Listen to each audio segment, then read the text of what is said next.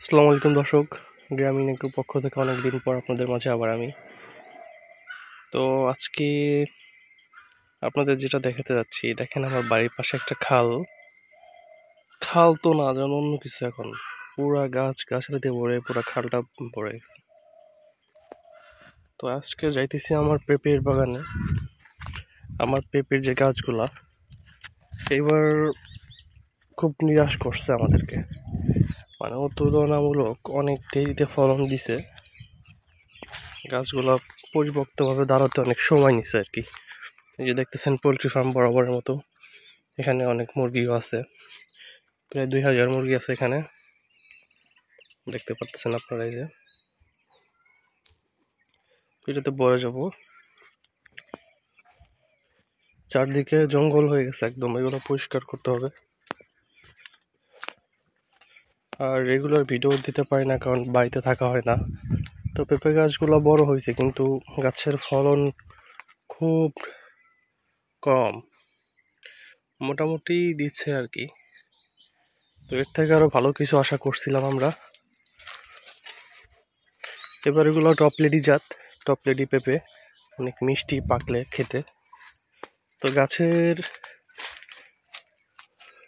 হাইটগুলো সব মেজারমেন্ট এক আছে, কোনটা ছোট কোনটা বড়, এরকম কোনো কিছু নেই।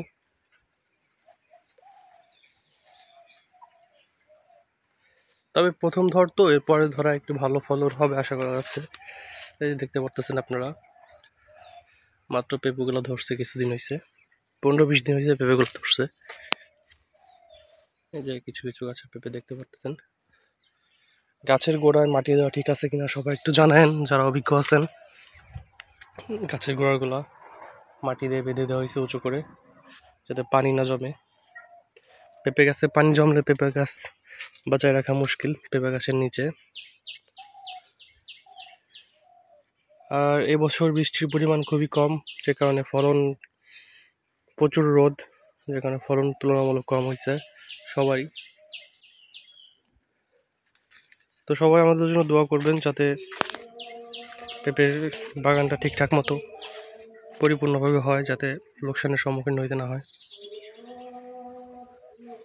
এবছর প্রায় 90% জমিতে পেঁপের বাগান করা হয়েছে, অনেক বড় দেখতে পারতেছেন। কত বড় করা হয়েছিল আপনার 50%, এবার হয়েছে 90%।